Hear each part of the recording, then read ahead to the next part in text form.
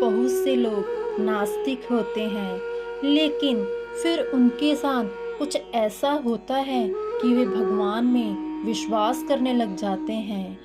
आइए आज मैं आपको एक कहानी सुनाती हूँ जिसमें एक कैसे नास्तिक इंसान बन गया आस्तिक। भोला शहर की एक छोटी सी गली में रहता था। वह मेडिकल की दुकान चलाता था। सारी दवाइयों की उसे अच्छी से जानकारी थी। पूरी दुकान खुद संभालता था, इसलिए कौन सी दवा कहाँ रखी है उसे अच्छी तरीके से पता था। वो पूरी ईमानदारी से अपना काम करता था, ग्राहकों को सही दवा सही दाम पर देता था। सब कुछ बहुत अच्छा चल रहा था। सब कुछ अच्छा होने के बाद भी भोला नास्तिक था। भगवान में उसका जरा भी विश्वास नहीं था। वह पूरा दिन दुकान पर काम करता और शाम को अपने परिवार के साथ समय गुजारता। उसे ताश खेलने का शौक था। जब भी टाइम मिलता दोस्तों के साथ ताश खेलने बैठ जाता। एक दिन वह दुकान पर ही था, तभी कुछ दोस्त आए। भारी बारिश शुरू हो गई। रात हो गई थी, लेकिन सभी बारिश थमने का इंतजार कर रहे थे। बिजली भी चली गई। बैठे बैठे क्या करें, सोचा मोमबत्ती की रोशनी में ताश ही खेल लेते हैं। सारे दोस्त दुकान में ताश खेलने बैठ गए। सभी ताश में मगन थे। तभी एक थोड़ा थोड़ा एक लड़का आया। वह पूरी तरह भीगा हुआ था। उसने जेब में से पर्ची निकाली और भोला से कहा, मेरी माँ बहुत बीमार है। वो जिंदगी और मौत का खेल खेल रही है। मुझे ये दवा जितनी जल्दी हो सके मुझे ये दवा दे दीजिए। उसने पहली बार में तो ध्यान नहीं दिया।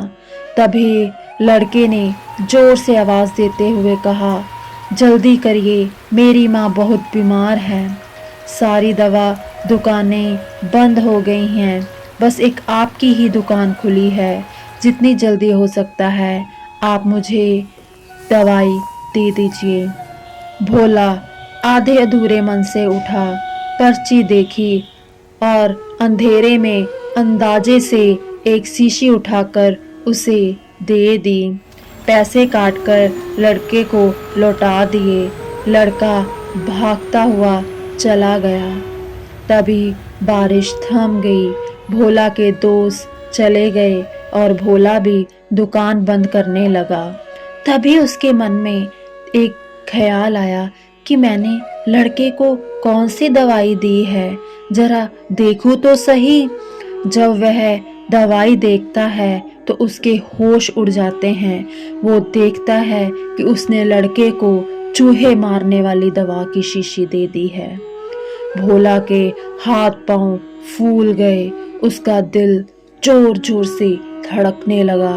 उसकी 10 साल की नेकी पर जैसे आज ग्रहण ही लग गया था। उस लड़के के बारे में वह सोचकर तड़फने लगा। सोचा, यदि यह दवाई उसने अपनी बीमार माँ को दे दी, अब तो वो अवश्य ही मर जाएगी। लड़का भी बहुत छोटा होने के कारण उस दवाई को पढ़ भी नहीं सकता था। उसे उस दवाई की भी जानकारी नहीं है। एक पल वह अपनी इस भूल को कोसने लगा और ताश खेलने की अपनी आदत को छोड़ने का निर्णय लिया। और यह बात तो बाद में देखी जाएगी, पर अब क्या किया जाए। उस लड़के का तो अब कोई पता ठिकाना भी नहीं है। उसे कहाँ ढूंढा जाए, क्या करूं क्या ना करूं। भोले का सोच सोच के दिमाग खराब हो रहा था। कैसे उसकी बीमार माँ को बचाया जाए। सच, कितना विश्वास था उस लड़के की आंखों में। भोला को कुछ सूझ ही नहीं रहा था। घर जाने की उसकी इच्छा अब ठंडी पड़ गई थी। दुविधा और बेचैनी उसे घेरे हुई थी। घबराहट में वह इधर उधर देखने लगा। पहली बार उसकी नजर दीवार के उस कोने में पड़ी जहां उसके पिता ने जिद करके भगवान श्री कृष्ण की तस्वीर दुकान के उद्घाटन के वक्त लगवाई थी। तब पिता ने कहा था कि भगवान में बड़ी शक्ति होती है, वह हर जगह व्यापक है और हमें सदैव अच्छे कार्य करने की प्रेरणा देता है। भोलेनाथ को यह सारी बातें याद आने लगी। आज उसने इस अद्भुत शक्ति को आजमाना चाहा। उसने कई बार अपने पिता को भगवान की तस्वीर के आगे हाथ जोड़कर खड़े, आंखें बंद करके उन्हें पूजते हुए देखा था। उसने भी आज पहली बार उस कमरे के कोने में रखी उस धूल भरे कृष्णा की तस्वीर को देखा और आंखें बंद करके दोनों हाथों को जोड़कर वहीं खड़ा हो गया। थोड़ी देर बाद उसकी नजर पड़ी। उसने देखा एक लड़का दौड़ा दौड़ा उसकी दुकान के तरफ आ रहा है। भोले के पसीने छूटने लगे। वह बहुत अधीर हो उठा।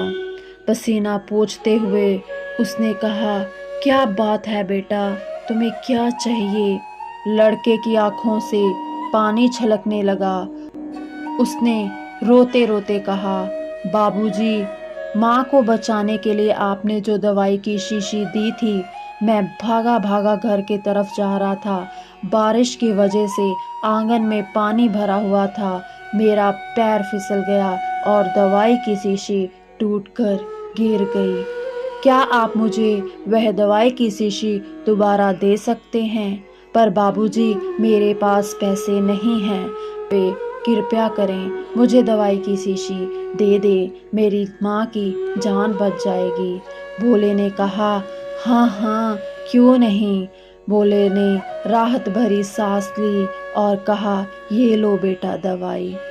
भोले को उस पर दया आई। उसने कहा, बेटा तुम ले जाओ दवाई और अपनी माँ की जान बचाओ। जाओ जल्दी करो और हाँ, अब की बार जरा संभल के जाना। लड़का अच्छा बाबूजी कहता हुआ खुशी से चल पड़ा। अब भोले की जान में जान आई। भगवान को धन्यवाद देते हुए अपने हाथों से उस धूल भरे तस्वीर को लेकर अपनी धोती से पोंछने लगा और अपने सीने से लगा लिया और भगवान का आभार व्यक्त किया।